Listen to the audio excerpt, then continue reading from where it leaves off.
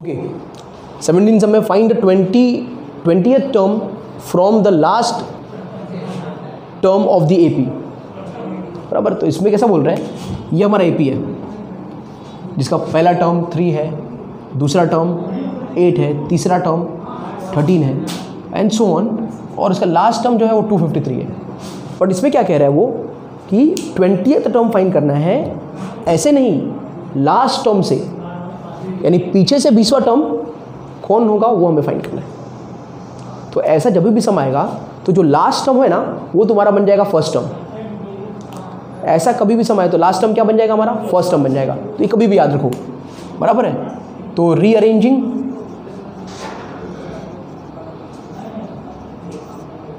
ये रीअरेंज कर देते, तो ये 253 हमारा फर्स्ट टर्म बन गया। ठीक है, अब उसके पहले वाला नंबर तो दिया नहीं है, वो ढूंढने के लिए दो, टेंशन नहीं लेने का। डिफरेंस निकालो, क्या है डिफरेंस, 8 - 3 क्या डिफरेंस है, 5। समझ में आ रहा है। तो इसमें से 5 निकाल लो, इसमें से 5 निकालेंगे कितना आएगा, 248। अरे आ रहा है समझ में, ठीक है। And so on so on so on so on, और लास्ट टर्म हो जाएगा 3।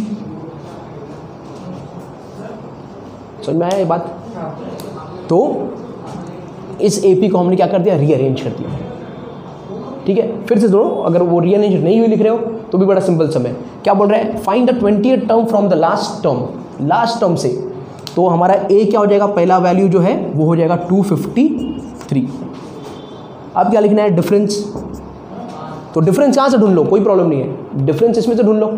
तो 8 - 3 5, 8 - 3 5। तो सीधे में डिफरेंस क्या आ रहा है, 5 आ रहा है। तो उल्टे में डिफरेंस क्या होगा, साइन उल्टा कर दो, -5। यहाँ पर देख लो, 248 - 253 -5, तो ये डिफरेंस हो जाएगा -5। तो ये अगर रीअरेंज नहीं कर रहे हो तो भी चलता है। अगर if you not writing this then to it is okay. सिर्फ देख लो, लास्ट टर्म से फाइंड करना, फर्स्ट टर्म क्या होगा 253, और डिफरेंस निकालने के लिए क्या किया हमने, इसमें से इसको निकाला, कितना है 5 आ रहा है। समझ में आ रहा है। तो उधर से क्या होगा, उसका उल्टा, यानी -5, साइन में उल्टा हो जाएगा। समझ में आया। क्या फाइंड करना है, A20। क्या फाइंड करना है, A20, 20th term from the last term. अब A20 क्या होता है, प्लस 19D। बराबर, एक सिंपल मेथड सिखा रहा हूँ एकदम। A20 क्या होता है, A प्लस 90D। A कौन है, 253। बराबर, ये हमारा है 253 प्लस 19 का 19, और D कौन है, -5। अब 19 × 5 करके है, बराबर कितना हो जाएगा, 95 हो जाएगा। 253 19 5 से क्या हो जाएगा, 95 हो जाएगा। अरे बोलना, माइनस है तो ये -95। अब ये 253 में से जब हम 95 को माइनस करेंगे तो हमारा आ जाएगा कौन सा वैल्यू, A20 का वैल्यू। कितना आएगा A20 का वैल्यू, 158। समझ में आ गया। तो ये है हमारा 20th term from the last term. Okay,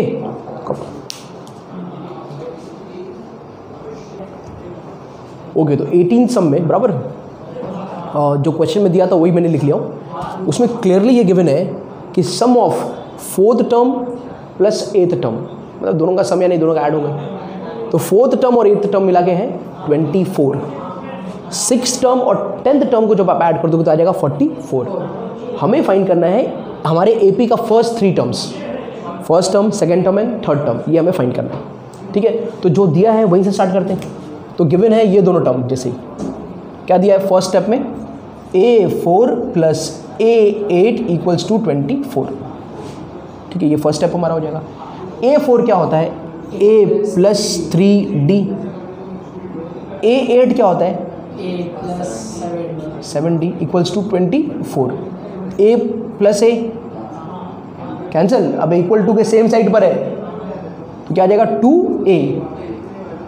3D plus 7D 10D = 24। अब इधर 2 से पूरा डिवाइड कर देंगे। If will divide the equation by 2, पूरे इक्वेशन को 2 से डिवाइड कर दिया, 2 से डिवाइड कर दिया तो इधर आ जाएगा A, इधर आ जाएगा 5D और इधर आ जाएगा 12। ये बन गया हमारा इक्वेशन 1। ठीक है, सेकंड क्या दिया, सेकंड स्टेप में कैसे कर सकते हैं, तो ये वाला कंडीशन दिया है, A6 plus A10 equals to 44, ये दिया हमको बराबर। A6 क्या होगा, A प्लस 5D, A10 क्या होगा, A plus equals to 40, equal to के सेम साइड पर A है, कैंसिल नहीं होगा, 2A plus 14D, 5D plus 9D 14D equals to 44, 2 से डिवाइड किया तो क्या आ जाएगा,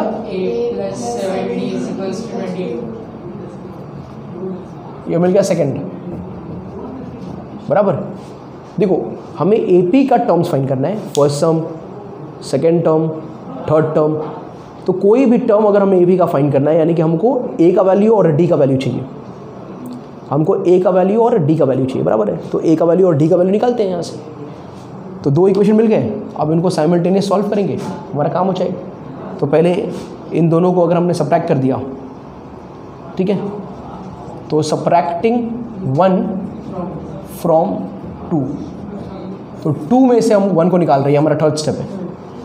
सेकेंड में से हम फर्स्ट को निकाल रहे हैं, तो पहले सेकेंड को लिख लेंगे, तो ये आ जाएगा A plus 7D equals to 22, ये सेकेंड है। इसमें से 1 को निकाल रहे हैं, तो A plus 5D equals to 12, ये हमारा 1 हो गया।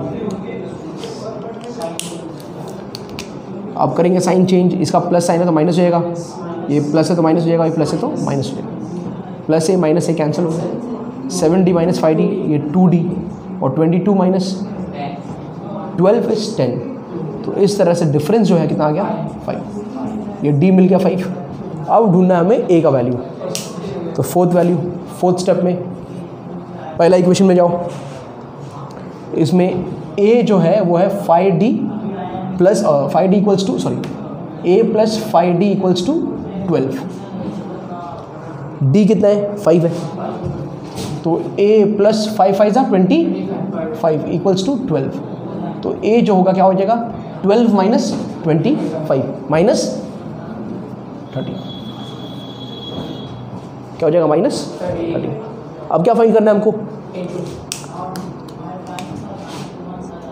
फर्स्ट 3 टर्म, तो फर्स्ट 3 टर्म क्या क्या होगा देख लो यहाँ पर, A कौन है हमारा, माइनस 13, सेकेंड टर्म क्या होगा, माइनस 13 प्लस डिफरेंस, डिफरेंस क्या है 5 है, तो माइनस 13 प्लस 5 कितना हो जाएगा, माइनस 8,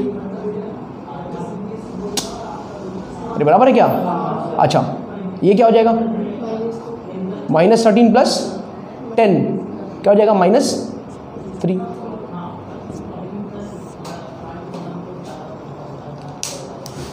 अबे पहला टर्म क्या है, A का वैल्यू क्या है, माइनस 13, बराबर। तो A की जगह आएगा माइनस 13 सेकेंड टर्म के लिए, और डिफरेंस क्या है, तो ये प्लस 5, दोनों का ऐड करके कितना आएगा, माइनस 8। समझ में आया। उसी तरह से ही थर्ड टर्म क्या है, A माइनस 13 प्लस 2D, तो प्लस 10 कितना आया,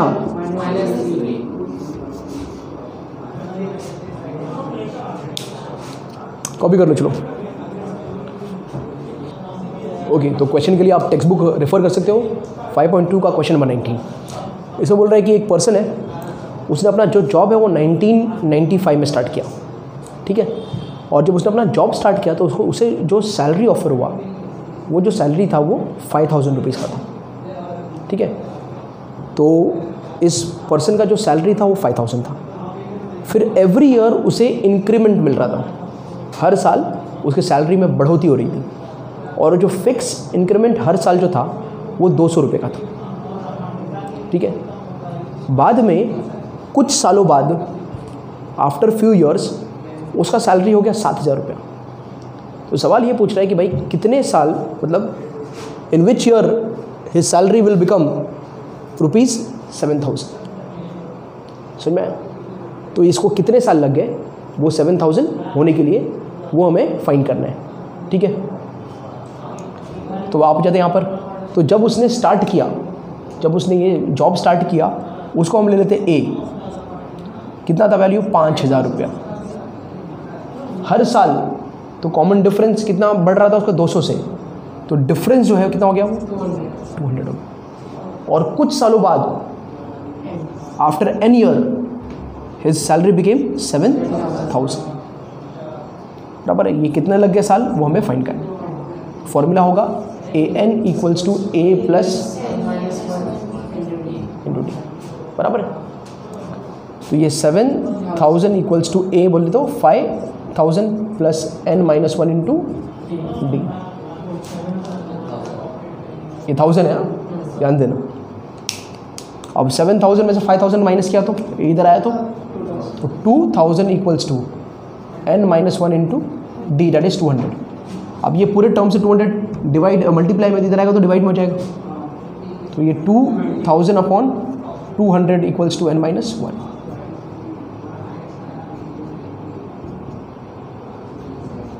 तो 10 इक्वल्स टू N-1, तो N कितना हो जाएगा 11। ऐसा में तो N का वैल्यू कितना होगा 11। तो after 11 years his salary will become ₹7,000। तो 11 साल बाद उसका सैलरी कितना हो जाएगा 7। So now question number 20। Question number 20 में है, इसमें बताया कि एक पर्सन है जिसने अपनी सेविंग स्टार्ट की। तो पहले वीक में उसने अपने गुल्लक में 5 रुपये डाल दिया। ठीक है, पहले वीक में उसने अपने गुल्लक में 5 रुपये डाल दिया, तो 5 रुपये से स्टार्ट किया। फिर हर हफ्ते एवरी वीक हर हफ्ते वो उस गुल्लक में 1.7 रुपीज़ ऐड करता। तो पहले 5 डाला, फिर नेक्स्ट वीक में 1.75, उसके नेक्स्ट वीक में अगेन 1.75, उसके नेक्स्ट वीक में अगेन 1.75। तो इस तरह से अपने गुल्लक में पैसे को ऐड करते गया। बराबर है। अब ये बोला जा रहा है कि कितने वीक लग जाएंगे उसे, या कितने वीक बाद उसका जो गुल्लक का पूरा कलेक्शन होगा वो 20.75 हो जाएगा। ठीक है, तो उसने स्टार्ट कैसे किया था 5 रुपये से, फिर हर वीक कितना ऐड कर रहा है 1.75, 1.75, 1.75। तो कितने वीक के बाद, after how many week the amount will become 20.75, ये हमें फाइंड करना है। तो इसको हम AP के टर्म्स में कन्वर्ट कर लेते हैं। तो पहला जो उसने अमाउंट पुट किया था वो था A होता है हमारा, वो है 5 रुपीज़। और हर वीक में मतलब एक इक्वल टाइम इंटरवल के बाद वो कितना ऐड कर रहा है 1.75। तो वो हमारा डिफरेंस हो गया, ये 1.75 रुपीज़ 1.75 हमारा डिफरेंस हो गया। बराबर है। अच्छा, कितना पहुंच गया N वीक के बाद, कितने वीक के बाद वो पहुंच जाएगा 20.75, ये हमें फाइंड करना है कितने वीक के बाद। तो फॉर्मूला वही लगाएंगे हम लोग। तो ये है फॉर्मूला हमारा AN equals to A plus N-1 into D.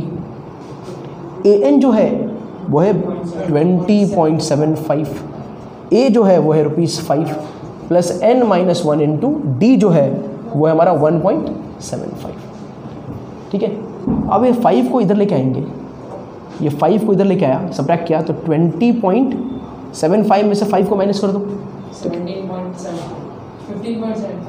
15.75।